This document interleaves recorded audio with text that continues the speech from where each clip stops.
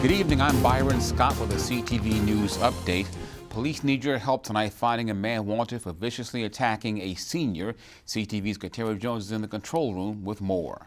That's right, Byron. Prince George's police released chilling surveillance video today of an attack on a senior. According to police, this incident happened on June 2nd at a residential parking lot on Cherry Hill Road in Beltsville. Now, I caution you that the video that you're about to see is quite disturbing. It shows a man in a black shirt walking up to a senior in his 80s. The suspect then punches the victim, knocking him to the ground, and continues to assault him. The attacker then leaves the scene in a white pickup truck. Police say the victim is still in the hospital and is recovering from his injuries. Investigators say the attack may have stemmed from an incident involving damage to a car door. Katera Jones, CTV News. Anyone with information on the attack is asked to contact police at 301-937-0910. And all eyes will be on the U.S. Capitol tonight as the January 6th committee presents its findings to the American people. The investigation into the violent insurrection has lasted nearly a year. The panel conducted more than 1,000 interviews and combed through 140,000 documents. Committee chairs Benny Thompson and Liz Cheney will lead tonight's presentation, which will feature U.S. Capitol Police Officer Carolyn Edwards, who was seriously injured by pro-Trump supporters in a bid to overturn the 2020 election. The televised hearings get underway tonight at 8 o'clock. And Governor Hogan says Maryland is contacting residents who are eligible for the Pfizer booster shot. The state's call center has begun reaching out with phone calls and texts in both English and Spanish. If called, you'll be given the option to speak with an agent and schedule an appointment or defer. Last week, the Maryland Department of Health issued a bulletin directing vaccine providers to immediately make booster shots available to all eligible Marylanders. State health officials are engaging directly with Maryland nursing and congregate care facilities and with local health departments, primary care physicians, hospitals, pharmacies, and other providers across the state. And this week, our statewide call center began directly and proactively contacting all eligible Marylanders. There are 4 categories of people who are eligible. Marylanders who are 65 or older, Marylanders who are 18 years of age or older living in long-term care settings, Marylanders who are 18 to 64 at high risk of COVID-19 due to underlying medical conditions, and Marylanders who are 18 to 64 years old working in settings that increase their risk for exposure to COVID-19. To find out where Pfizer booster shots are available near you, log on to covidvax.maryland.gov. Well, here are the latest COVID-19 numbers for our area. The Maryland Department of Health has confirmed 1,756 new cases. The positivity rate in Prince George's County continues to ease. It now stands at 10.01%. 6 Marylanders have died of COVID over the past 24 hours, and 465 are hospitalized. Well, Governor Larry Hogan has announced he's referring a report on widespread grade-changing practices in Baltimore to the state's prosecutor and U.S. Attorney's Office. The Inspector General initiated an investigation in September of 2020 into allegations of grade-changing practices in Baltimore City. Officials will conduct a criminal investigation that could lead to prosecution. And you're watching CTV News. I'm Byron Scott. Back in a moment. Stay tuned. Mr. Rogers said, look for the helpers. You can always find people who are helping. Thank you to all the first responders who put their lives in danger to help us when my brothers and sisters and mom and dad and grandpa and grandma need them. We look out for the helpers because they look out for us. Thank you, first responders. You know, there's a rewarding feeling you get when you do like, hey man, I just, we carried a lady out of a fire, This is what I signed up for as a first responder, and this is what I love to do. And I'm going to continue going to work day in and day out and providing help to those that need it.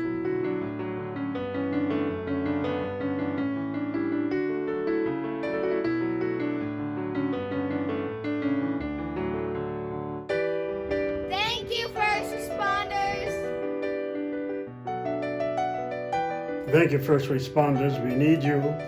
We wanted to let you know how much we appreciate you. Thank you, first responders!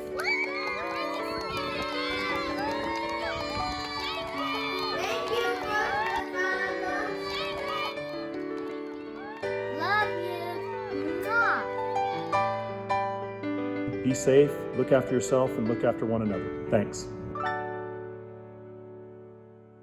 Welcome back. Heavy rain sweeps through the region, downing trees and causing several road closures. Some areas were briefly placed under a tornado warning.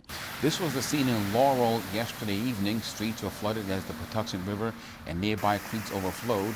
The rains also forced singer Halsey to cancel her performance in Columbia, leaving her fans who had arrived drenched.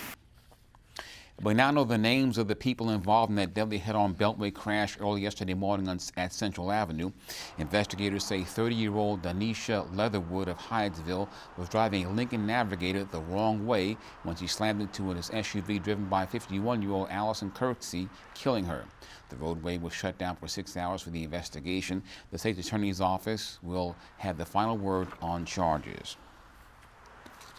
And Maryland State Police say they now know the origins of a derogatory challenge coin that was being circulated through the ranks. Police did not release the identity of the person, but say he's a former trooper who left the force back in 2012. State Police issued a statement condemning the trooper's actions. And Maryland says it's close to clearing its backlog of unemployment claims. Tiffany Robinson says her agency has cleared 98% of claims since the start of the pandemic, but she says it still faces a tidal wave of digital fraud that came with the onset of the federal pandemic programs. Robinson says there are now just under 2,000 claims awaiting adjudication. And take a tour of indigenous sites across Maryland with a new guide put out by the Prince George's Library System. Everything from Patuxent Park to Port Tobacco in Charles County to a mural in Baltimore City can be found in the guide. The digital version available on the mobile apps. The idea is to pique residents' interest about Native American heritage across the state. There are 21 sites featured on there, all throughout the state. If you were to do the entire driving tour, it would be hours and hours and hours. But you could pick a few sites within just Southern Maryland, for example, and make a day trip of seeing 3 to 4 sites. For example, there's a couple sites in Charles County that are in close proximity. There's also sites on the Eastern Shore. So if you're going out to the beach for the weekend, you might pick one to check out. And there's something for everyone in there.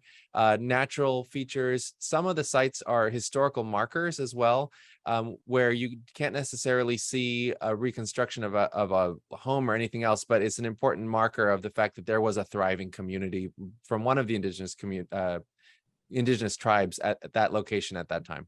A website version is also available at Indigenous Maryland at indigenousmd.info. And stay tuned, more news in just a bit. COVID-19 has changed how we express our faith and gather to worship. We all want to get back to how we pray, how we congregate, how we lift our voices in praise. Now it's time to take the first step that lets us get back to spreading the word without spreading concern. Before we can safely come together, we need the facts.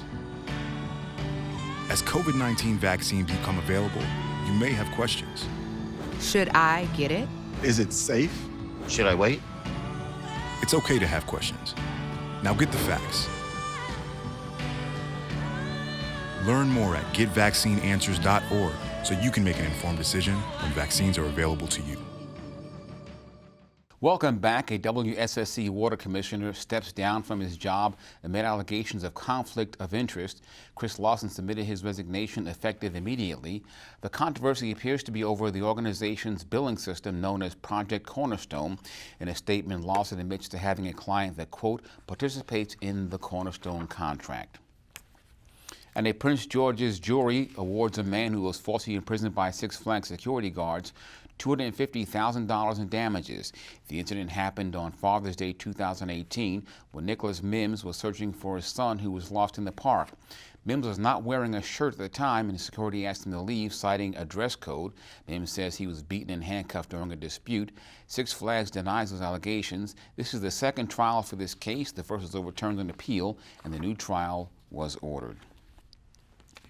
Well, a Prince George's-based nonprofit is gearing up for its annual scholarship event this weekend. The Coalition of Concerned Black Christian Men is set to host its 35th annual scholarship and awards breakfast program this Saturday. The organization will hand out about 45 scholarships to incoming college freshmen and returning students.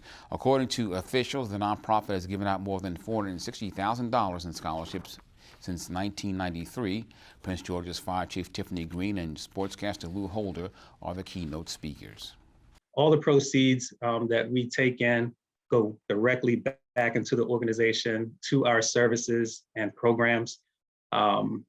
Not only do we offer scholarships, but we also offer temporary relief for displaced residents due to fires or anything else that has happened with their primary residence. So it's just been a tremendous blessing to be kind of boots on the ground, so to speak, all these years. The event will take place at Martin's Crosswinds in Greenbelt. For more information, go to the website on your screen. Well, Prince George's County Council has passed a bill designating June 19th through the 25th Black Restaurant Week. The day essentially kicks off Juneteenth events by giving residents an opportunity and reminder to support Black-owned restaurants in Prince George's. Officials say the county's restaurant scene is beginning to show signs of recovery from the pandemic and say this is a way to keep the momentum going. One council member says it's fitting that the holiday commemorating the end of slavery coincides with Black Restaurant Week. Well, the pro football season is right around the corner, but the WNBA season is underway right now. For the latest on the hometown teams, we go to CTV's Laurencia Moten. Thank you, Byron. The home NFL team has a new name and a fresh start. The Washington Commanders are in the last week of organized team activities, and Coach Ron Rivera likes the maturity he's seeing from his team. The football team is developing, growing. You know, we've played a lot of young guys the last 2 years, which is a good thing. That means they're experienced, they understand, they get it. You know, they've had a year of success, they had a year of getting their butts kicked, but I think we understand that. And I sense that I told the guys this too at the last huddle up, that there's a maturity about the core group of guys we have that I like. Mandatory minicamp is scheduled to start Tuesday of next week. Entering his third season as the head coach this year is a critical one. But if the confidence Rivera has in his players continues, this season should be a good one. Switching gears, last night in women's basketball land, the Washington Mystics defeated the Chicago Sky. The game came down to the wire, but Natasha Cloud drained 2 huge free throws to seal the deal, 84-82. The Mystics suit up again tomorrow in Minnesota for a battle against the Lynx. Laurencia Moten, CTV Sports.